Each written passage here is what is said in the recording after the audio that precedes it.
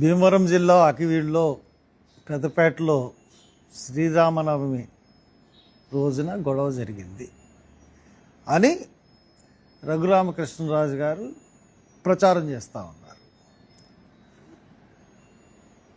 అప్పటి నుంచి 29 నేను అక్కడి నుంచి ఇక్కడికి విషయం అన్నీ తెలుసుకునేటప్పటికి సోషల్ మీడియాలో రకరకాల ఊహాగానాలు వచ్చేటప్పటికి నేను సోమవారం వెళ్దామని బయలుదేరాను. 6 రోజుల క్రితం వెళ్దామంటే వెంటనే పోలీసులు నన్ను హౌస్ అరెస్ట్ చేశారు. ఆ నెక్స్ట్ డే కూడా హౌస్ అరెస్ట్ చేశారు. ఆ నెక్స్ట్ డే భీమవరం వెళ్తున్నప్పుడు పాలకొల్లు దగ్గర పోలీసులు ఆఫ్ చేసి బైండ్ ఓవర్ ఏదో తీసుకుని, అంటే అది యాక్చువల్గా బైండ్ ఓవర్ అన్నది అది తీసుకోవడానికి జిల్లా యంత్రాంగానికి కానీ ఎంఆర్ఓ పోలీసులకు కానీ లేదు. ఏదో పెట్టాలన్న ఉద్దేశంతో వాళ్ళు పెట్టారు. దాని తర్వాత వాళ్ళ మీద ఇంకా సాధింపు ధోరణి కొనసాగుతూ ఉంది. ఆ పేటలోకి ఎవరిని వెళ్ళనివ్వట్లేదు, పెద్దపేటలోకి వాళ్ళని బయటకు రానివ్వట్లేదు. అసలు అక్కడ ఏం జరుగుతుంది అన్నది నేను ఏం చేశానంటే, ఒక రిటైర్డ్ పోలీస్ ఆఫీసర్ని నేను పంపించడం జరిగింది. అసలు ఏం జరిగింది అక్కడ, ఎలా జరిగింది, ఏం జరిగింది, అసలు ఎందుకు జరిగింది అంటే అక్కడ చాలా క్లియర్గా ఒక కుట్ర అన్నది జరిగింది. కుట్ర ఏంటంటే, ఆ రామాలయానికి అది పోరంబోకు స్థలంలో ఉంది, ప్రభుత్వ పోరంబోకులో ఉంది. దానికి అలంగళ్ళు ఉన్నాయి, దాని పేరు మీద 2 ఎకరాలు ఉన్నాయి. కాబట్టి ఈ పేటకు చెందాల్సింది వీళ్ళకి చెందకుండా దాన్ని వేరే ఉద్దేశంలో తీసుకుందామని రఘురామరాజు గారు ప్లాన్ చేశారు. రఘురామకృష్ణరాజు త్రిపులార్ చేసి ఆయన ఏం చేశారంటే ఈ డ్రామా ఆడారు. అంతకుముందు అక్కడ గుంతలమ్మ తల్లి గుడి ఉంది, రామాలయం ఉంది. ఆయన అక్కడికి వచ్చి రామాలయం పాడుపడిపోయింది, బాగు చేయించడం దానికి ఎవరు అబ్జెక్ట్ చేయరు. ఎప్పుడైతే ఈయన శ్రీరామనవమి రోజున నేను వస్తున్నాను అంటే వాళ్ళు భయపడ్డారు పేటలో వాళ్ళు. ఈయన వచ్చి ఏం చేస్తాడు అని చెప్పి ఆ పేట సహజంగా ఎవరన్నా రాజకీయ నాయకులు వచ్చినా ఎమ్మెల్యేలు వచ్చినా పేటలో అందరూ కూడా గుమికూడతారు. ఆ రకంగానే గుమికూడారు.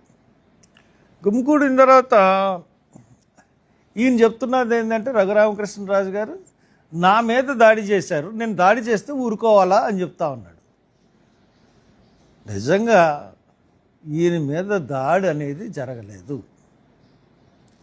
ఎందువల్లంటే నేను చాలా యూట్యూబ్ ఛానల్స్ ఏంటి, కొన్ని పోలీసు వాళ్ళు తీసిన వీడియోల్లో ఏంటి, ఎక్కడా రఘురామకృష్ణ మీద దాడి అన్నది జరగలేదు.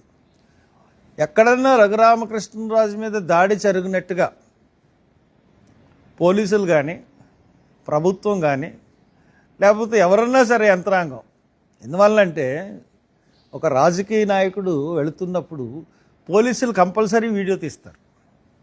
రాజకీయ నాయకుడు వచ్చింది వెళ్ళింది అక్కడ చేస్తున్నదేంటి అన్నది ప్రతిదీ కూడా వీడియో తీస్తారు. మరి రఘురామకృష్ణరాజు మీద దాడి జరిగిందన్న వీడియో ఎక్కడ మనకు కనపడలేదే, ఎక్కడ లేదు. రఘురామకృష్ణరాజు గారి మీద దాడి అన్నది జరగలేదు, ఫస్ట్ పాయింట్.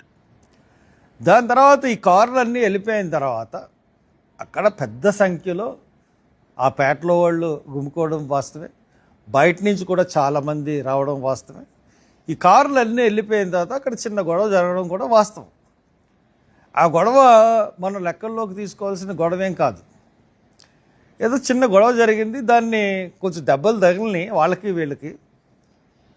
వీళ్ళు వెళ్ళారు, వెంటనే గవర్నమెంట్ హాస్పిటల్లో ప్రమాదకరమైన దెబ్బలు ఏం తగలేదు, ప్రమాదకరమైన దెబ్బలు తగలలేదు.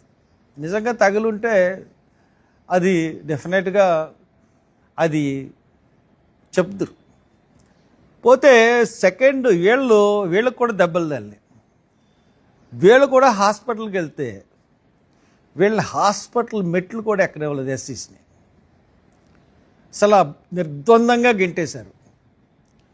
ఈ రోజుకి కూడా ఒక్క పోలీస్ రిపోర్ట్ కూడా తీసుకోలేదు. ఎస్పీ కానీ కలెక్టర్ కానీ వీళ్ళు ఇచ్చిన ఏది కూడా తీసుకోవట్లేదు. తీసుకోకుండా వన్ సైడెడ్గా ప్రభుత్వం అంతా వన్ సైడెడ్గా వాళ్ళ మీద దాడి చేస్తూ ఉంది. ఏ విధంగా దాడి చేస్తూ ఉందంటే, ఫస్ట్ గవర్నమెంట్ హాస్పిటల్లో ఎమ్మెల్సీ చేయించలేదు, వీళ్ళకే చేయించారు. అసలు జాయిన్ చేసుకోవాలి కదా, దెబ్బలు తగిలినప్పుడు ఏం తగిలినాయి అన్నది చూడాలి కదా. పోనీ ఒక ముగ్గురు మీద దాడి జరిగిందని చెప్తా ఉన్నారు, ముగ్గురిని హాస్పిటల్లో జాయిన్ చేశామన్నారు. ముగ్గురు మీద దాడి జరిగితే 57 మంది మీద కేసులు ఎందుకు పెట్టారు? అంటే అక్కడున్న ఎవరైతే పెద్దలు ఉన్నారో, దీంట్లో యాక్టివ్గా ఎవరెవరైతే ఉన్నారు అన్న పేర్లన్నీ తీసుకొచ్చి అటెంప్ట్ మర్డర్, ఎవరికన్నా ఒకళ్ళకి పెడతారు, ఇద్దరికి పెడతారు, అటెంప్ట్ మర్డర్. 57 మంది కూడా చంపేయాలని ప్రయత్నించారు కదా. ఒక చంపేయడానికి అక్కడ ఏమీ మారణాయుధాలు లేవు కదా, మారణాయుధాలు లేవు, వాళ్ళ ఇంటెన్షన్ అది కాదు. చేతులతో తోసుకున్న గొడవ, మేకులు గుచ్చుకున్నదన్న గొడవ. మేకులు కూడా నెత్తి మీద కూడా గుచ్చుకోలేదు, జబ్బ మీద గుచ్చుకుంది, నెత్తి మీద అని చెప్తున్నాడు ఆయన. ఏదో 3 సర్టిఫికెట్లు అన్నీ చూపించాలి కదా.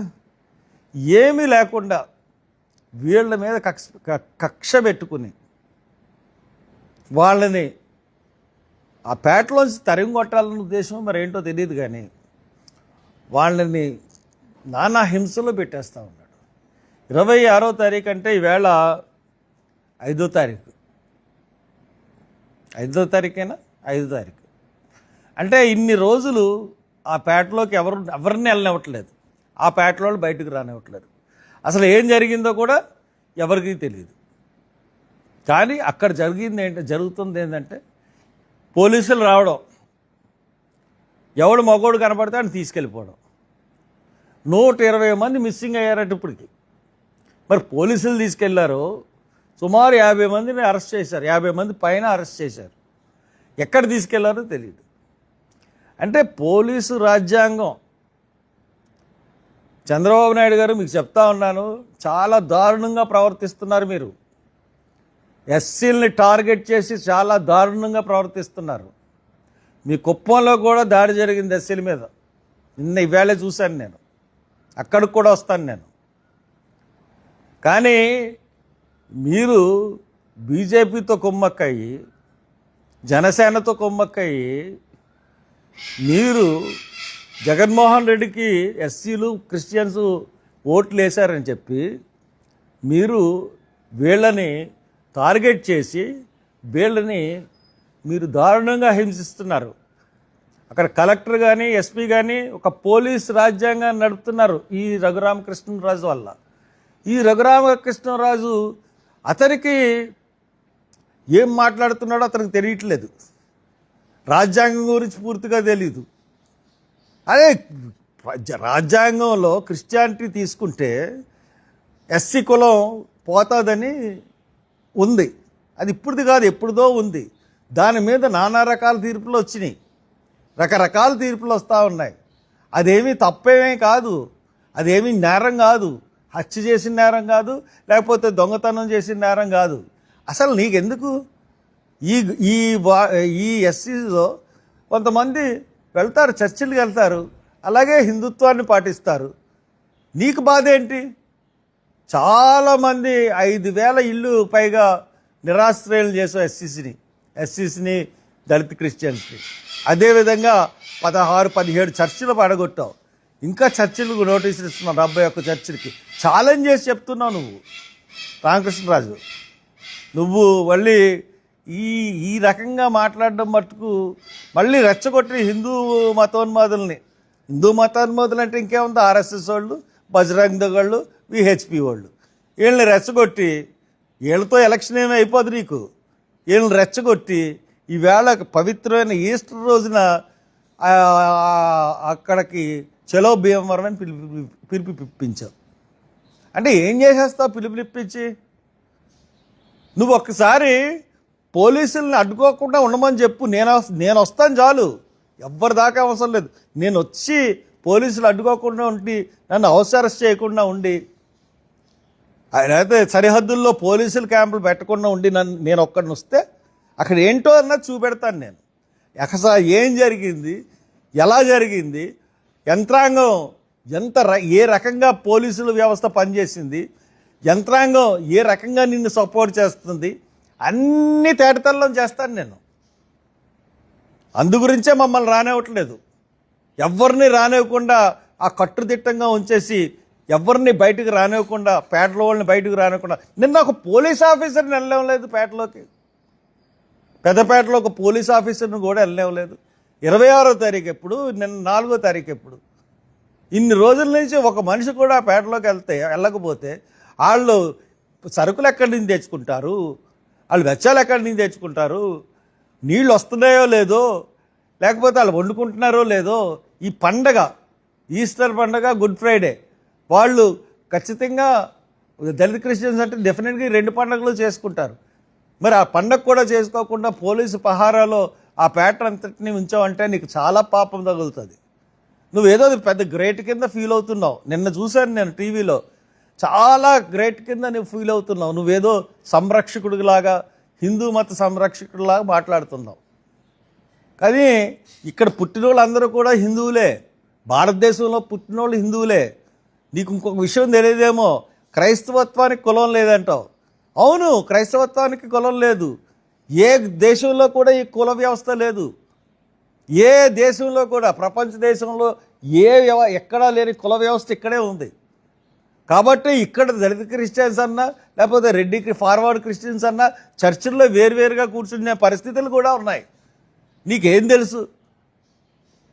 కాబట్టి ఇది నువ్వేదో హిందుత్వానికి భుజాలు వేసుకుని ఏదో హిందూస్ని, హిందూ మతాన్ని సంరక్షించుకుందామని దాని ద్వారా నీ కేసులు గీసులు అవన్నీ ఎత్తించుకుందామని చూస్తున్నామో. కానీ నిన్ను మట్టుకు మరి నువ్వు చేస్తున్న పనులు మట్టుకు మంచి పనులు కాదు. చాలా హింసిస్తున్నావు దళితుల్ని. ఈ రోజున దళితుల్ని హింసించి, పైగా దళితులు అట్రాసిటీస్ కేసు గురించి మాట్లాడుతున్నావు. నీకేం తెలుసు? చుండూరులో ఎంతమందిని చంపేశారు? దళిత క్రిస్టియన్స్ని చంపేశారు, మూట కట్టి చేశారు. కారంచేడులో ఎంతమందిని చంపేశారు? ఎందుకు వచ్చినాయి అట్రాసిటీ కేసులు? అసలు మనుషుల్లాగా చూసే పరిస్థితి ఉందా దళితుల్ని సమాజంలో? స్కూల్స్కి వెళ్తే మొన్న పిఠాపురంలో నీకు మాస్టర్ అడుగుతున్నాడు ఏమని, నువ్వు మాలోడు కదా పక్కకెళ్ళి కూర్చొని.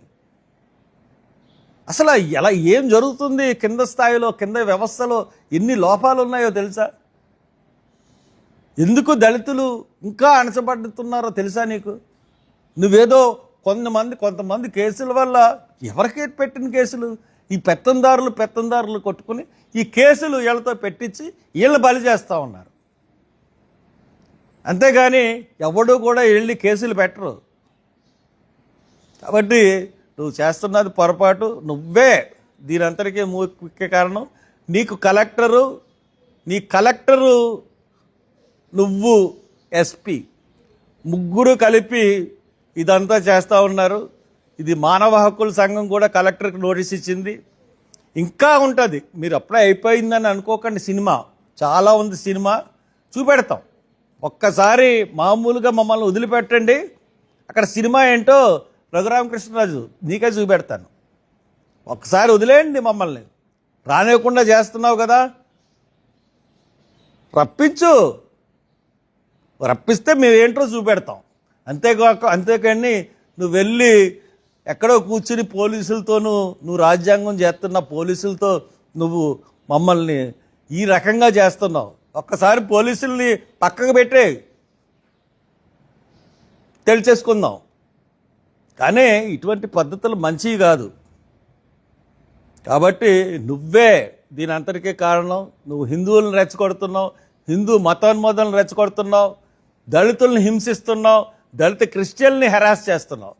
దీనికి మట్టుకు గొప్ప గుణపాఠం అన్నది మటుకు నీకు ఖచ్చితంగా మేము తెలియజేస్తాం. Thank you.